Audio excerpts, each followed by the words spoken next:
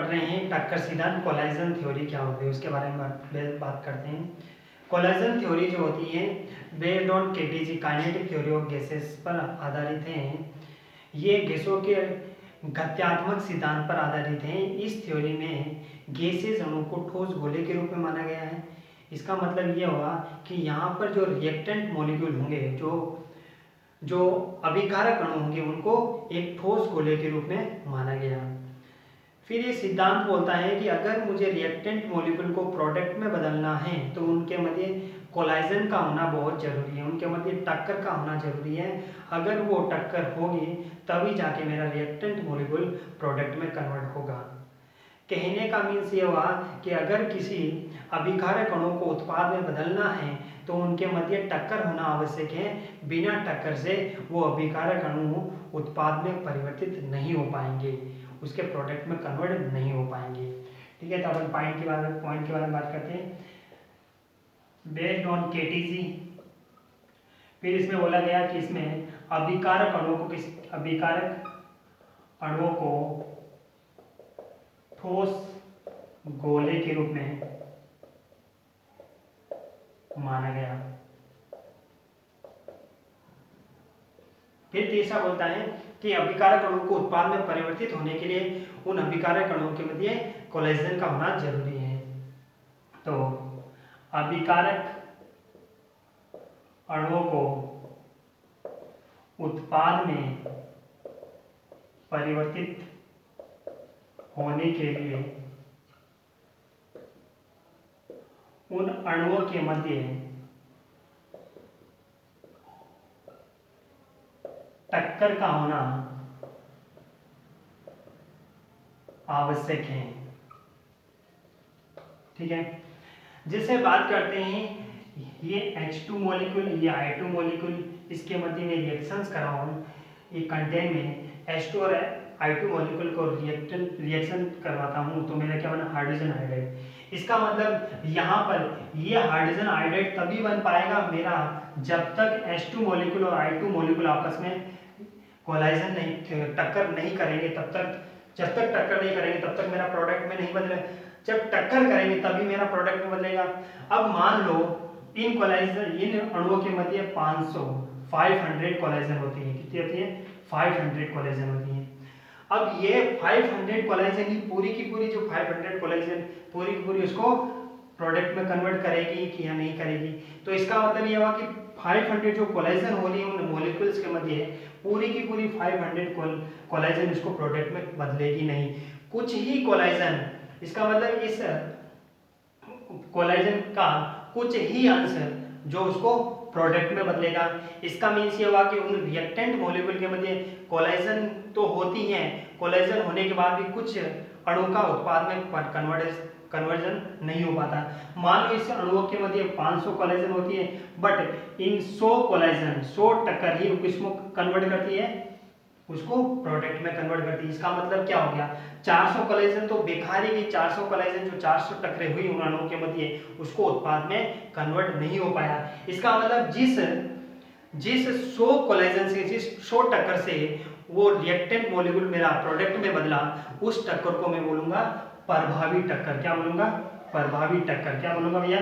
प्रभावी टक्कर। इसका मतलब प्रभावी टक्कर वो टक्कर होती है जिसके अभिकारक अणु टकराने से उत्पाद में परिवर्तित होते हैं, उसे क्या बोला जाता है? प्रभावी टक्कर। तो एक बात तो क्लियर हुई कि सभी टक्कर से उत्पाद में, रिएक्टेंट मॉलिक्यूल उत्पाद में कन्वर्ट नहीं हो पाते हैं। जिस टक्कर से रिएक्टेंट मॉलिक्यूल प्रोडक्ट में कन्वर्ट हो पाते हैं उस टक्कर को मैं बोलता हूं प्रभावी टक्कर या इफेक्टिव टक्कर। इसका मतलब तीसरी बात आई प्रभावी टक्कर के बारे में बात आई। प्रभावी टक्कर क्या होती है? वह टक्कर जिससे क्रियाकारक अणु टकराने पर उत्पाद में, तो वह टक्कर जिससे क्रियाकारक अणु टकराने पर उत्पाद में परिवर्तित होते हैं उसे क्या बोला जाता है? प्रभावी टक्कर। तो मतलब इसका मतलब एक बात तो अपन को क्लियर हुई कि सभी टक्कर से क्रियाकारक अणु उत्पाद में परिवर्तित नहीं होते हैं। तो इस अणुओं के मध्य 500 टक्कर थी, 500 कोलेजन थी, उस 500 में से जो काम की कोलेजन थी वो 100 थी और 400 कोलेजन का कोई मीनिंग ही नहीं था। तो मतलब 400 कोलेजन ऐसी थी, तो उस 100 कोलेजन से ही मेरा जो रिएक्टेंट मॉलिक्यूल कन्वर्ट में जो प्रोडक्ट में कन्वर्ट हुआ वही मेरे लिए क्या हो जाएगी, प्रभावी टक्कर। क्या हो जाएगी, इफेक्टिव कोलेजन। तो इफेक्टिव कोलेजन क्या होती है, वह टक्कर जिसे क्रियाकारक अणु टकराने पर तो अणु टकराने पर उत्पाद में परिवर्तित होते हुए क्या बोला जाता है, प्रभावी टक्कर। तो इसका मतलब प्रभावी टक्कर वह टक्कर होती है जिससे रिएक्टेंट मॉलिक्यूल प्रोडक्ट में कन्वर्ट हो पाते हैं। तो सारी की सारी टक्कर से रिएक्टेंट मॉलिक्यूल उत्पाद में प्रोडक्ट में कन्वर्ट नहीं हो पाते हैं। जिस टक्कर से रिएक्टेंट मॉलिक्यूल उत्पाद में बदलते हैं उसे क्या बोला जाता है, प्रभावी टक्कर। फिर अपन बात करते हैं कि प्रभावी टक्कर होने के लिए क्या शर्त होनी चाहिए, क्या कंडीशन होनी चाहिए, उसके बारे में हम बात करते हैं। क्या फैक्टर, क्या कारक होते हैं, उसके बारे में बात करते हैं। ठीक है भैया। तो अपन बात करते हैं प्रभावी टक्कर होने के लिए शर्त या कारक। तो प्रभावी टक्कर होने के लिए शर्तें। तो प्रभाव इफेक्टिव कोलाइजन हो तो उसके लिए क्या कंडीशन होनी चाहिए, तो उसके लिए दो कंडीशन के बारे में बात करते हैं। सबसे पहले अपन बात करेंगे ऊर्जा अवरोध, ऊर्जा अवरोध, एनर्जी बैरियर। तो एनर्जी बैरियर क्या होता है उसके बारे में बात करते हैं। जैसे अपने पास ये रिएक्टेंट मॉलिक्यूल है, ये रिएक्टेंट मॉलिक्यूल है, तो ये रिएक्टेंट मॉलिक्यूल आपस में ये कोलाइजन करेंगे तो एक इंटरमीडिएट कॉम्प्लेक्स बनेगा, एक इंटरमीडिएट कॉम्प्लेक्स बनता है। तो कोई भी रिएक्शन में रिएक्टेंट प्रोडक्ट में बदलने से पहले उसकी इंटरमीडिएट अवस्था होती है, उसे क्या बोला जाता है, इंटरमीडिएट फेज, या इसे बोला जाता है एक्टिवेटेड कॉम्प्लेक्स, एक्टिवेटेड कॉम्प्लेक्स, सक्रिय मिश्रण बोला जाता है। ठीक है। तो मतलब कोई भी रिएक्शन क्रियाकारक से उत्पाद में बदलने से पहले एक एक्टिवेटेड कॉम्प्लेक्स का होना जरूरी है। अगर एक्टिवेटेड कॉम्प्लेक्स बनता है उस रिएक्शन में तो वो रिएक्शन प्रोडक्ट में आराम से कन्वर्ट हो जाती है। फिर यहाँ से यहाँ से हम टूटेगा तो ये क्या बनेगा, HI, ये HI बनेगा। 2 मोल ऑफ HI मिलेगा अपन को, एक केस क्या बन जाएगा, प्रोडक्ट, और ये क्या बन जाएगा, रिएक्टेंट। ठीक है, रिएक्टेंट। तो इसका मतलब क्या होगा, किसी भी रिएक्शन में रिएक्टेंट को प्रोडक्ट में बदलने से पहले उसके एक्टिवेटेड कॉम्प्लेक्स का होना जरूरी है। अगर वो एक्टिवेटेड कॉम्प्लेक्स बनता उस रिएक्शन में तो वो प्रोडक्ट में आसानी से क्या हो जाएगी, कन्वर्ट हो जाएगी। अपन इसको एक ग्राफ से पढ़ते हैं।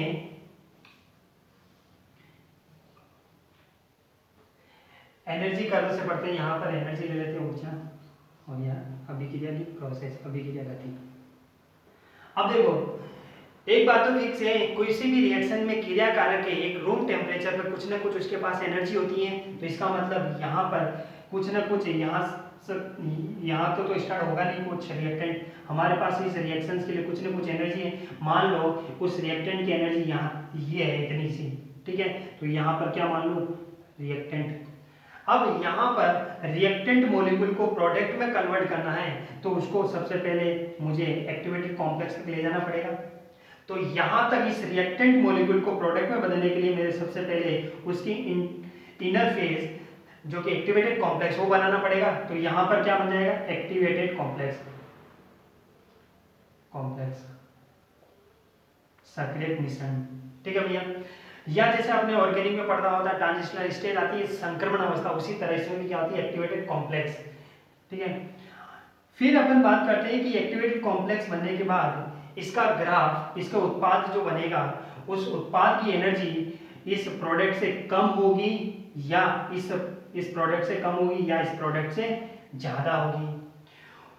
एक्टिवेटेड कॉम्प्लेक्स बनने के बाद जो प्रोडक्ट हमको मिलेगा उस प्रोडक्ट का जो ग्राफ जो होगा या उस प्रोडक्ट की जो एनर्जी होगी वो रिएक्टेंट से ज़्यादा होगी या कम होगी, वो डिपेंड करता है नेचर ऑफ रिएक्शन। अगर मान लो वो रिएक्शन अपने पास एंडोथर्मिक है, एंडोथर्मिक रिएक्शन है, तो उस एंडोथर्मिक रिएक्शन होगी तो यहाँ पर एंडोथर्मिक के लिए क्या होता है, जो डेल्टा एच जो होता है वो क्या होता है, पॉजिटिव होता है, मतलब Ep माइनस ER, मतलब प्रोडक्ट की जो एंथैल्पी जो होती है वो ज़्यादा होती है एंडोथर्मिक के लिए। अगर वो एंडोथर्मिक ग्राफ होगा तो प्रोडक्ट की एनर्जी यहाँ तक आएगी, मतलब ग्राफ यहाँ पर लाइक करेगा। अगर मान लो वो अगर रिएक्शन या फिर अपनी जो अभिक्रिया है एक्सोथर्मिक है, एक्सोथर्मिक है तो उसके लिए डेल्टा एच क्या होता है, नेगेटिव। तो यहाँ पर Ep माइनस ER, मतलब energy of product minus energy of reactant जो होगी क्या होगी, नेगेटिव होगी। तो नेगेटिव होगी तो प्रोडक्ट कहाँ लाइक करेगा, यहाँ लाइक करेगा। तो इसका मतलब यहाँ पर हमारे लिए दो ग्राफ बनेंगे, इस दो ने अभिक्रिया की नेचर में दो ग्राफ बनेंगे, एक एंडोथर्मिक का बनेगा, एक एक्सोथर्मिक का बनेगा। इसको अपन बात करें हिंदी में बोले तो इसको बोला उष्माशोषी अभिक्रिया के लिए ग्राफ होता है ये उष्माक्षेपी के लिए ग्राफ। ठीक है भैया। अब अपन आगे उष्मा अपन ग्राफ की बात कर लेते हैं, आगे डिटेल से उष्माशोषी के लिए अपन ग्राफ बनाते हैं भैया। ठीक है, तो अपन उष्माशोषी के लिए बात कर लेते हैं।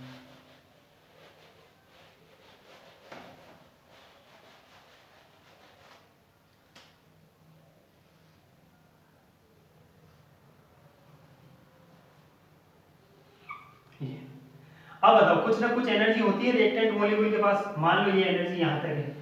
अब यहाँ पर क्या बन जाता है, यहाँ पर मैं मान लूँ हमारे पास रिएक्टेंट मान लो H2 + I2 है, उसको मैं H2 और I2 से डिनोट करता हूँ और इसको मान लेता हूँ ER, एनर्जी ऑफ रिएक्टेंट। ये एनर्जी का कर्व हो जाएगा और ये रिएक्शन प्रोग्रेस अभिक्रिया रिएक्शन प्रोग्रेस। ठीक है भैया। अब इस रिएक्टेंट मॉलिक्यूल को अगर मुझे प्रोडक्ट में बदलना है तो यहाँ तक तो लाना जरूरी होगा, और यहाँ तक होता है, यहाँ तक जो बनता है तो ट्रांजिशनल स्टेट बोलते हैं जिसे अपन क्या क्या क्या बनता है, एक्टिवेटेड कॉम्प्लेक्स, एक्टिवेटेड कॉम्प्लेक्स सक्रिय मिश्रण बनता है। अगर मेरा यहाँ पर रिएक्टेंट मॉलिक्यूल की यहाँ तक लेगा जो, फिर उस रिएक्टेंट मॉलिक्यूल का प्रोडक्ट में बदलना क्या हो जाएगा, आसान हो जाएगा। तो इस तरह का ग्राफ कुछ इस तरह लाइक करेगा। ठीक है, तो यहाँ पर जो एनर्जी होगी यहाँ पर क्या बनेगा, H2 HI का बन जाएगा अपन को। ठीक है, और यहाँ क्या हो जाएगा, प्रोडक्ट के लिए ग्राफ हो जाएगा। ठीक है, इसका मीन्स ये हुआ यहाँ पर ये वाली जो लाइन होगी, ये वाली एनर्जी वाली लाइन होगी प्रोडक्ट के रिएक्टेंट के लिए, और यहाँ पर जो ये एनर्जी ये लाइन होगी किसके लिए, प्रोडक्ट के लिए। इसको मैं बोल दूँ EP, एनर्जी ऑफ प्रोडक्ट। अब बात करता हूँ कि यहाँ पर इस रिएक्टेंट मॉलिक्यूल को यहाँ प्रोडक्ट, यहाँ पर एक्टिवेटेड कॉम्प्लेक्स तक लाने के लिए जो मुझे एनर्जी की रिक्वायरमेंट होती है, यहाँ तक लाने के लिए जो एनर्जी की रिक्वायरमेंट होती है वो एनर्जी बोलता हूँ उसे मैं एक्टिवेशन एनर्जी। क्या बोलता हूँ उसे, एक्टिवेशन एनर्जी ई है, या इसे बोले सक्रियण ऊर्जा। क्या बोला जाता है इसको, सक्रियण ऊर्जा। इसका मतलब अपन को एक सक्रियण ऊर्जा की परिभाषा मिल गई। सक्रियण ऊर्जा क्या होती है, जिसको अपन किससे डिनोट करते हैं, सक्रियण ऊर्जा, इसको अपन रिप्रेजेंट करते हैं ES, एक्टिवेशन एनर्जी। तो एक्टिवेशन एनर्जी क्या होती है कि क्रियाकारक अणुओं के पास उत्पाद में कन्वर्ट होने के लिए निश्चित न्यूनतम ऊर्जा के अतिरिक्त जो ऊर्जा होती है, ये तो उसके पास होती है निश्चित न्यूनतम ऊर्जा से अतिरिक्त जो ऊर्जा होती है वही क्या आती है, हमारी सक्रियण ऊर्जा। तो अपने इसके लिए डेफिनेशन क्या मिलेगी, क्रियाकारक अणुओं के पास या क्रियाकारक अणुओं का उत्पाद में परिवर्तित होने के लिए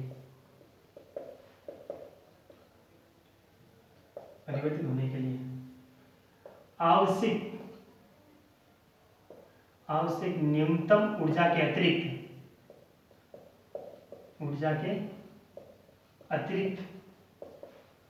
ऊर्जा सक्रियण ऊर्जा कहलाती है। क्या कहलाती है, सक्रियण ऊर्जा कहलाती है। देखो इसमें ऐसा कैसा ग्राफ अपन उस एक्सोथर्मी के लिए भी पढ़ेंगे, सबसे पहले अपन इसके लिए बात कर लेते हैं, फिर अपन बात करें। इसका मतलब इस ग्राफ में यहाँ प्रोडक्ट की जो एनर्जी है वो होती है और रिएक्टेंट की क्या होती है। इसका मतलब इसके बीच जो एनर्जी का अंतर होगा एनर्जी डिफरेंस होगा उसमें प्रोडक्ट और रिएक्टेंट में, तो यहाँ पर बात कर लेते हैं इसकी एनर्जी की। तो डेल्टा एच क्या होगा, E P minus E R. तो यहाँ पर क्या आएगा पॉजिटिव, कैसे कि भैया ये इस प्रोडक्ट की एंथैल्पी इतनी है ज़्यादा और रिएक्टेंट की कितनी इतनी है, तो यहाँ पर क्या आएगा इसके लिए वैल्यूज क्या आएगी, पॉजिटिव आएगी। ठीक है, तो इसका मतलब ये हो गया कि अगर मेरे को इस रिएक्टेंट मॉलिक्यूल को एक्टिवेटेड कॉम्प्लेक्स तक पहुंचाना है तो मुझे एक न्यूनतम एनर्जी, तो मुझे न्यूनतम एनर्जी के अतिरिक्त जो एनर्जी चाहिएगी उसे क्या बोलूंगा, एक्टिवेशन एनर्जी। तो इसका मतलब सक्रिय ऊर्जा वह ऊर्जा है जो उस रिएक्टेंट मॉलिक्यूल को किस में कन्वर्ट करता है, वो प्रोडक्ट में कन्वर्ट करता है। अगर मान लो इस मॉलिक्यूल रिएक्टेंट मॉलिक्यूल को यहाँ तक लेकर आ जाऊं तो मेरा ये उत्पाद में आसानी से क्या हो जाएगा, कन्वर्ट हो जाएगा। तो इसका मतलब यहाँ पर इसका रिएक्शन फॉरवर्ड चल रही है, ये एनर्जी जो लग रही है एक्टिवेशन एनर्जी, वो उस एनर्जी को मैं बोल दूंगा फॉरवर्ड एक्टिवेशन एनर्जी। अगर मान लो वापस उस प्रोडक्ट को मुझे रिएक्टेंट में बदलना है, वापस किसमें बदलना है, तो उस प्रोडक्ट को अगर मैं यहाँ तक लेकर आ जाऊँ एक्टिवेटेड कॉम्प्लेक्स तक, तब तक तो मेरा आराम से क्या बन जाएगा, मेरा रिएक्टेंट बन जाएगा। तो इसका मतलब मुझे यहाँ पर भी कुछ न कुछ एनर्जी चाहिएगी, उस एनर्जी को भी क्या बोलेंगे, एक्टिवेशन एनर्जी बोलेंगे। क्या बोलेंगे, एक्टिवेशन एनर्जी। अब ये एक्टिवेशन एनर्जी से जो प्रोडक्ट है रिएक्टेंट की ओर जा रहा है, मतलब क्या जा रहा है, पीछे जा रहा है, बैकवर्ड जा रहा है, तो मेरी ये जो एनर्जी हो जाएगी कौन सी हो जाएगी, बैकवर्ड एक्टिवेशन एनर्जी हो जाएगी। इसका मतलब ये होगा कि रिएक्टेंट मॉलिक्यूल को उत्पाद में बदलना है तो उसके लिए फॉरवर्ड एक्टिवेशन एनर्जी चाहिए, और प्रोडक्ट को उसको रिएक्टेंट में बदलना है तो उसको बैकवर्ड एक्टिवेशन एनर्जी चाहिए। अब यहाँ बात करते हैं कि इसकी फॉरवर्ड जो एक्टिवेशन एनर्जी कितनी, इतनी, और यहाँ पर ये बैकवर्ड एक्टिवेशन एनर्जी इतनी है, तो यहाँ पर अपन को सक्रियण ऊर्जा का भी अंतर मिल जाएगा। तो सक्रियण ऊर्जा का अंतर क्या होगा, ई ए फॉरवर्ड माइनस ई ए बैकवर्ड। ठीक है, इसको मैं डेल्टा एच बोलूंगा। तो इसका मतलब यहाँ फॉरवर्ड माइनस बैकवर्ड हो रहा है, तो यहाँ पर भी क्या आ रही है भैया, पॉजिटिव आ रही है। अब यहाँ पर जो एक्टिवेशन एनर्जी का जो अंतर हमें मिल रहा है, एक्टिवेशन एनर्जी का अंतर जो मिल रहा है वो डेल्टा एच के इक्वल मिल रहा है। क्या मिल रहा है, डेल्टा एच के इक्वल मिल रहा है। देख लो, इसकी माइनस इसकी करोगे तो अपन को अंतर भी इतना ही मिलेगा सेम। तो यहाँ पर डेल्टा एच इक्वल टू ये बोल दूंगा। इसका मतलब एक बात मेरे को और समझ में आई, जो एंथैल्पी में जो परिवर्तन इस ऊष्माशोषी अभिक्रिया में एंडोथर्मिक रिएक्शन में जो एंथैल्पी में जो परिवर्तन मिलता है वो सक्रियण ऊर्जा में परिवर्तन के बराबर होता है। इसका मतलब अपन आरएनए समीकरण में एक पढ़ेंगे, के बराबर क्या होता है, A E minus E upon R T जो होता है, उस ई का रिप्लेस अगर मैं डेल्टा एच से कर दूं तो कोई फर्क नहीं पड़ेगा। क्यों, क्योंकि एक्टिवेशन एनर्जी किसके इक्वल हो जाती है, वो एंथैल्पी में चेंज के बराबर हो जाती है। यही बात समझ में। अब एक्टिवेटेड कॉम्प्लेक्स से यहाँ तक जो एनर्जी जो होती है उसे क्या बोला जाता है, थ्रेशोल्ड एनर्जी। क्या होता है भैया, थ्रेशोल्ड एनर्जी, जिसे अपन बोलते हैं दहलीय ऊर्जा। क्या होता है, दहलीय ऊर्जा। तो दहलीय ऊर्जा क्या होती है कि क्रिया कारक अणुओं को प्रभावी टक्कर होने के लिए निश्चित न्यूनतम ऊर्जा, अगर मान लो इतनी तक एनर्जी होगी तो यहाँ पर रिएक्टेंट मॉलिक्यूल आसानी से इफेक्टिव टक्कर कर पाएंगे। तो इसकी भी डेफिनेशन लिखी है, तो क्या होगी डेफिनेशन, क्रिया कारक अणुओं को प्रभावी टक्कर होने के लिए न्यूनतम ऊर्जा, न्यूनतम ऊर्जा क्या आती है, थ्रेशोल्ड एनर्जी होती है। क्या होती है भैया, थ्रेशोल्ड एनर्जी। और ये जो एनर्जी जो होती है वो इसके खुद के पास होती है, जिसे अपन बोलेंगे एवरेज एनर्जी, एवरेज ऊर्जा। ये किसकी होती है, रिएक्टेंट की होती है, खुद के पास कुछ ना कुछ एनर्जी आई बात। और ये वाली एनर्जी क्या होती है, थ्रेशोल्ड एनर्जी होती है भैया। ठीक है, तो मैं बोल सकता हूँ threshold energy is equal to E plus हो जाएगा अपने एवरेज, ये आई बात समझ में भैया, ये बोल सकता हूँ। इसका मतलब मेरे को अगर इस रिएक्टेंट मॉलिक्यूल को प्रोडक्ट में बदलना है तो उसके पास जो एनर्जी जो होती है या तो एक्टिवेशन एनर्जी की इक्वल होनी चाहिए या फिर एक्टिवेशन एनर्जी से ज़्यादा होनी चाहिए। तो उत्पाद में परिवर्तित होने के लिए, उत्पाद में परिवर्तन के लिए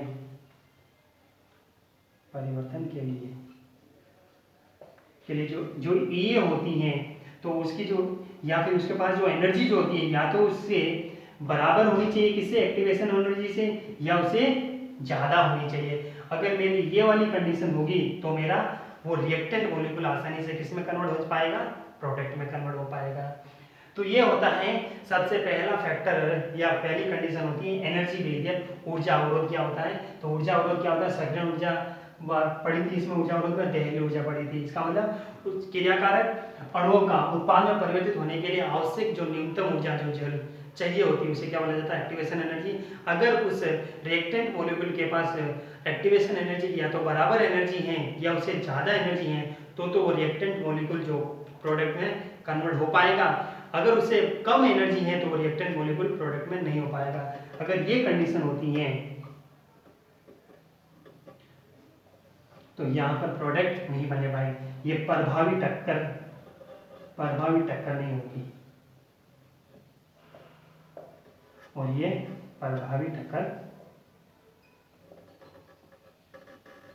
होगी। आई बात समझ में भैया।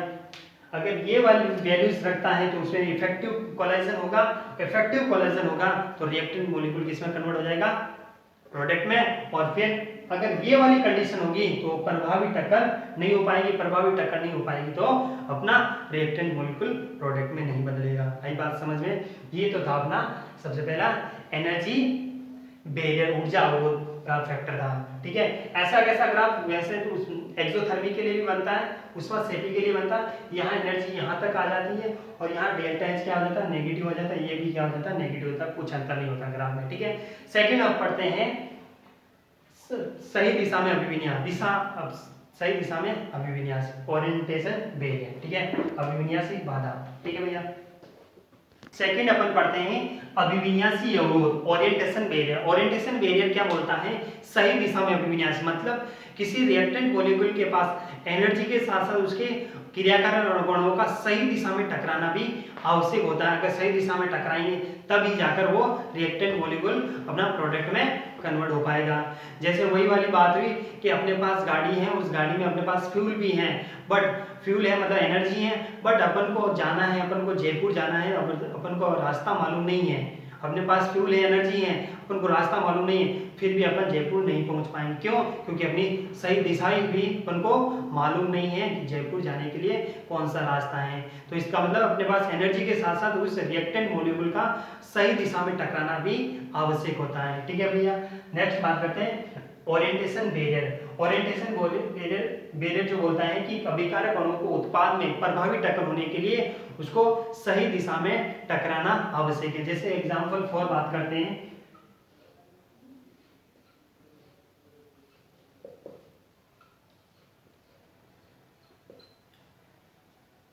ये NO2 टकराएंगे तो अपने पास क्या बनेगा,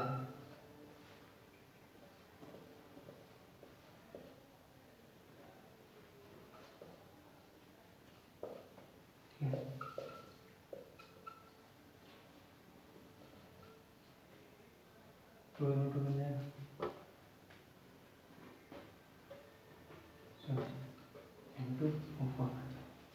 ठीक है, अब देखो अगर मान लो यहाँ पर नाइट्रोजन और नाइट्रोजन आपस में ये कैसे यहाँ इस तरह कोलिजन कर रहे हैं, एकदम सही डायरेक्शन में कोलिजन कर रहे हैं। अगर सही डायरेक्शन में कोलिजन करेंगे तो यहाँ N2 प्रोडक्ट अपन को यहाँ पर क्या बनेगा, अपन को प्रभावी टक्कर होगी और इफेक्टिव कोलिजन होगा। इफेक्टिव कोलिजन होगा तो यहाँ रिएक्टेंट मॉलिक्यूल किसमें आसानी से उत्पाद में परिवर्तित हो जाएगा। ठीक है, अगर मान लो यही रिएक्टेंट मॉलिक्यूल कुछ इस तरह से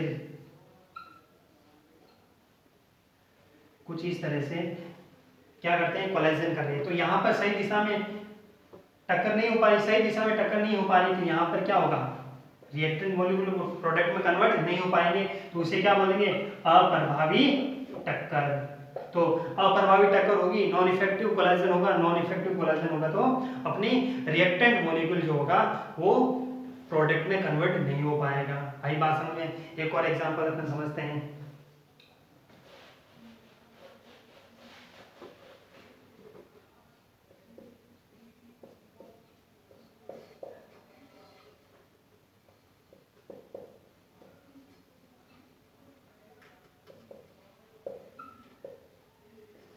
जैसे रिएक्शन पढ़ी थी ये ऑर्गेनिक में ऐसे पढ़ी थी SN1 वाली रिएक्शंस। यहाँ पर ये न्यूक्लियोफाइल है। अब ये न्यूक्लियोफाइल इस इलेक्ट्रोफाइल पर अटैक करना चाहेगा। अगर वो मान लो इस दिशा में अटैक करेगा, इस डायरेक्शन से अगर वो अटैक करना चाहेगा, तो यहाँ पर इस पर भी नेगेटिव चार्ज है, इस पर भी क्या होता है नेगेटिव चार्ज। तो ये नेगेटिव चार्ज इस पर क्या कर रहा है, हिंड्रेंस पैदा कर रहा है, मतलब बाधा उत्पन्न कर रहा है। तो इस दिशा में अगर डायरेक्शन इस दिशा में अटैक करेगा, तो इस दिशा में अटैक करेगा तो इम्प्रॉपर प्रोडक्ट बनेगा, मतलब एक अच्छे से प्रोडक्ट नहीं बन पाएगा। यहाँ पर जो प्रोडक्ट बनेगा वो इम्प्रॉपर प्रोडक्ट बनेगा, इम्प्रॉपर प्रोडक्ट मतलब सही अच्छे से प्रोडक्ट नहीं बन पाएगा। अगर मान लो यहाँ से ये OH न्यूक्लियोफाइल अगर यहाँ से अटैक करेगा पीछे से, तो यहाँ पर क्या बनेगा, प्रॉपर टक्कर होगी। प्रॉपर टक्कर होगी तो क्या बनेगा, अपने आसानी से प्रोडक्ट बन जाएगा। यहाँ पर